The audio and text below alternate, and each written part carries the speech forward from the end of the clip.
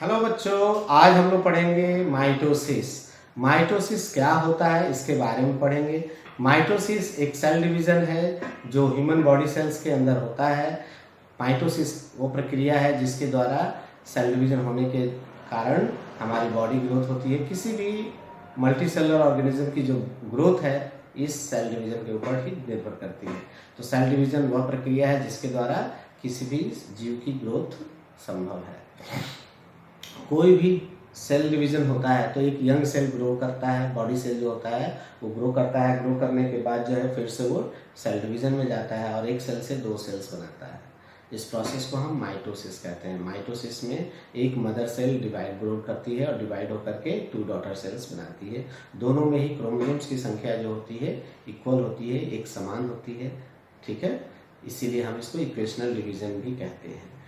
तो सेल के जन्म से लेकर के ग्रो होने के बाद डिवीजन होना, इस होल प्रोसेस को कहते हैं सेल साइकिल। तो एक सेल साइकिल को हम 4 स्टेज में डिवाइड करते हैं basically: interphase, prophase, metaphase, anaphase. And after anaphase there is telophase and cytokinesis. Telophase और साइटोकाइनेसिस न्यूक्लियर डिवीजन और साइटोकाइनेसिस जो है साइटोप्लाज्म के डिवीजन को कहते हैं। तो पहला जो है इंटरफेज। इंटरफेज में होता क्या है? इंटरफेज में सेल जो है अपने को प्रिपेयर करती है। किस चीज़ की प्रिपेयर करती है? सेल डिवीजन होने की तैयारी करती है।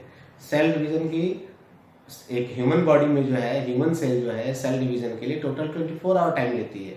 उस 24 आवर में से 23 आवर्स अकेले इंटरफेज में खर्च होता है। तो इंटरफेज में भी 3 सब फेजेस पाए जाते हैं, जिसको पहला को कहते हैं G1 फेज और ग्रोथ 1 फेज। ग्रोथ 1 में फेज में क्या होता है कि सेल के जो साइज है वो ग्रोन अप करता है, सेल वॉल्यूम बढ़ता है और सेल जो है अपने प्रत्येक सेल ऑर्गेनेल की 2 कॉपी और डुप्लीकेट कॉपी तैयार करती है, जो कि फर्दर सेल डिवीजन में काम आएगा, 2 इक्वल हाफ में बंटने में हेल्प करेगा, डिवाइड करने में मदद करता है। और ग्रोथ 1 फेज के बाद स्टार्ट होता है एस फेज। एस फेज को हम सिंथेसिस ऑफ डीएनए फेज भी कहते हैं, मतलब सिंथेसिस ऑफ क्रोमोसोम होता है, सिंथेसिस फेज भी कहते हैं। इसमें क्या होता है कि क्रोमेटिन जो होता है, क्रोमेटिन नेटवर्क होता है, छोटा और मोटा हो जाता है, शॉर्ट एंड थिकन होकर के क्रोमोसोम का फॉर्मेशन करते हैं और प्रत्येक क्रोमोसोम्स की 2 कॉपी तैयार होती है। और प्रत्येक क्रोमोसोम की जो 2 कॉपी होती है दोनों आपस में सेंट्रोमियर के साथ जो है अटैच होते हैं 2 क्रोमेटिड्स के रूप में। और after S phase there is G2 phase, जिसको हम ग्रोथ 2 फेज कहते हैं। ग्रोथ 2 फेज में सेल जो है फिर से एनालाइज करती है अपनी तैयारियों को कि सेल डिवीजन के लिए हमने कितना प्रिपेयर किया। सेल का वॉल्यूम फिर से इंक्रीज करता है। सेल अपने डबल चेक करती है कोई भी तैयारियों को, किसी प्रकार का एरर या कमी हो तो उसको दुरुस्त करती है। और आफ्टर G2 फेज जो है तैयार होता है क्या? आफ्टर G2 फेज के बाद जो तैयार होता है हमारा एनाफेज, सॉरी इंटरफेज। इंटरफेज के बाद प्रोफेज। तो प्रोफेज जो है, प्रोफेज में भी 2 पार्ट बांटा गया है। फर्स्ट को कहते हैं अर्ली प्रोफेज एंड सेकंड को कहते हैं लेट प्रोफेज। तो प्रोफेज, अर्ली प्रोफेज में क्या होता है? अर्ली प्रोफेज में देखा गया है कि सेंट्रोसोम जो है 2 सेंट्रियोल्स के रूप में डिवाइड हो जाता है। दोनों सेंट्रियोल्स जो है अपोजिट पोल की तरफ जाने लगते हैं और न्यूक्लियर मेम्ब्रेन ब्रेक होने लगता है या डिसॉल्व होने लगता है। क्रोमोसोम शॉर्ट एंड थिकन होने लगते हैं, क्लियरली अपीयर होने लगते हैं सेंटर ऑफ द न्यूक्लियस, और सेंटर ऑफ द सेल में वो अपीयर होने लगते हैं। न्यूक्लियोलस भी धीरे धीरे डिसॉल्व होने लगता है। अर्ली प्रोफेज में ऐसा देखा गया है। और इसके बाद सेल होता है लेट प्रोफेज। लेट प्रोफेज ही क्या होता है कि सेंट्रोसोम्स जो होते हैं 2 सेंट्रियोल के रूप में डिवाइड हुए रहते हैं। दोनों सेंट्रियोल, प्रत्येक centriole, each centriole goes towards opposite pole. प्रत्येक सेंट्रियोल जो है अपोजिट पोल के पास पहुंच जाते हैं और पूरी सेल में एस्टर रेज फैल जाते हैं। एस्टर रे फैल जाते हैं, न्यूक्लियर मेम्ब्रेन कंप्लीटली लगभग खत्म होने या डिसॉल्व होने को आ जाता है। न्यूक्लियोलस भी कंप्लीटली डिसॉल्व होने को हो जाता है और सेल ऑर्गेनल्स कंप्लीटली डिसॉल्व रहते हैं, कहीं नहीं दिखाई देते हैं पूरे सेल वॉल्यूम में। इसके बाद स्टार्ट होता है मेटाफेज। मेटाफेज में क्या होता है कि जो क्रोमोसोम्स, जितने भी क्रोमोसोम्स होते हैं वो सारे सेंटर ऑफ द सेल यानी कि इक्वेटर पर अरेंज हो जाते हैं। और इक्वेटर पर इस प्रकार से अरेंज होते हैं कि प्रत्येक क्रोमोसोम एस्टर रे के साथ जुड़ा हुआ रहता है और प्रत्येक एस्टर रे जो होती है क्रोमोसोम्स के सेंट्रोमियर को टच करके रखती है। ये हमें स्पेशली देखने को मिलता है मेटाफेज के अवस्था में।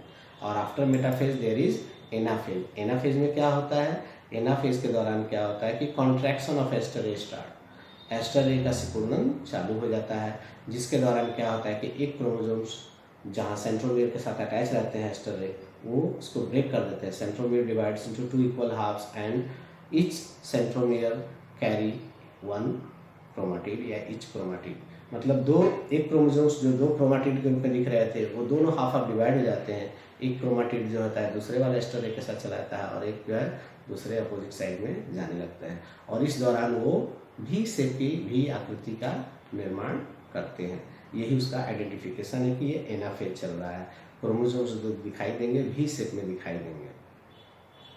और आफ्टर एनाफेज ये जो भी शेप वाले क्रोमोसोम है धीरे धीरे अपोजिट पोल की तरफ पहुंचने लगते हैं, और टीलोफेज में, इस एनाफेज के बाद टीलोफेज की अवस्था चालू होती है। इस दौरान क्या होता है कि प्रत्येक जो भी शेप क्रोमोसोम होते हैं वो ईच सेंट्रियोल के पास, माने opposite pole of the cell के पास पहुंच जाते हैं। वहाँ फिर से न्यूक्लियर मेम्ब्रेन और न्यूक्लियोलस बनने लगता है और बन जाता है। और इस प्रकार से हम देखते हैं कि सेल में दोनों पोल की तरफ दो न्यूक्लियोलस का निर्माण हो जाता है। इसके बाद जो है टीलोफेज के बाद जो है साइटोकाइनेसिस स्टार्ट होता है। साइटोकाइनेसिस में क्या होता है कि इनवेजिनेशन ऑफ सेल स्टार्ट, जो सेल मेम्ब्रेन है अंदर की तरफ धंसने लगता है, या प्लांट सेल के केस में बीच में सेलुलोज या सेल प्लेट या सेल मेम्ब्रेन का निर्माण होना चालू हो जाता है, और एक सेल जो है 2 सेल के रूप में डिवाइड हो जाता है।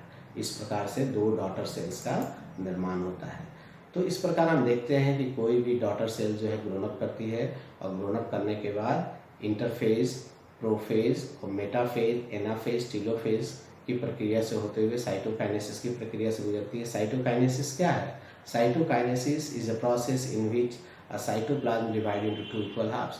साइटोप्लाज्म जो है 2 इक्वल पार्ट्स में डिवाइड हो जाता है। इस प्रकार से 2 डॉटर सेल्स का निर्माण होता है। इस डॉटर सेल्स बने और मदर सेल में क्या समानता पाई जाती है? डॉटर सेल का जो न्यूक्लियस होता है वो भी डिप्लॉयड होता है। डिप्लॉयड मतलब ह्यूमन बीइंग के केस में diploid number of chromosome is 46। मतलब एक ह्यूमन बीइंग के अंदर 23 जोड़े क्रोमोसोम्स पाए जाते हैं, यानी 46 क्रोमोसोम पाए जाते हैं। तो मदर सेल्स के अंदर भी 46 ही क्रोमोसोम पाए जाएंगे, 23 जोड़े ही क्रोमोसोम पाए जाएंगे। तो दोनों में ही जो 23 जोड़ा है उसको हम 2n के रूप में या डिप्लॉयड कहते हैं।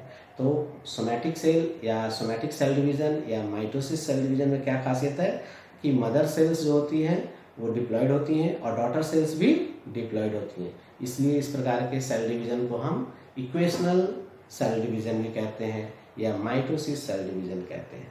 तो बच्चों इसके साथ ही ये माइटोसिस का चैप्टर खत्म हुआ। अगर आपको वीडियो अच्छा लगा हो तो इसको लाइक ज़रूर कीजिएगा, शेयर ज़रूर कीजिएगा, और हमारे चैनल को सब्सक्राइब करना ना भूलिएगा। अब हम लोग मिलेंगे अगले लेक्चर में मियोसिस के साथ। तब तक के लिए जय हिंद।